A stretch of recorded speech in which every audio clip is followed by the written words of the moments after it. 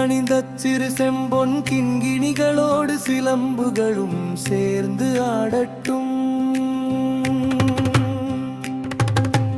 இடையில் அரைஞ்சான் மணியோடு ஒளி வீசுகின்ற அரைவடங்கள் ஆடட்டும்.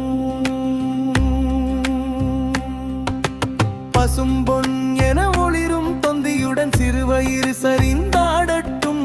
பட்டம் கட்டிய நெற்றியில் விளங்குகின்ற பொட்டுடன் வட்ட வடிவான சுட்டி பதிந்தாடட்டும்.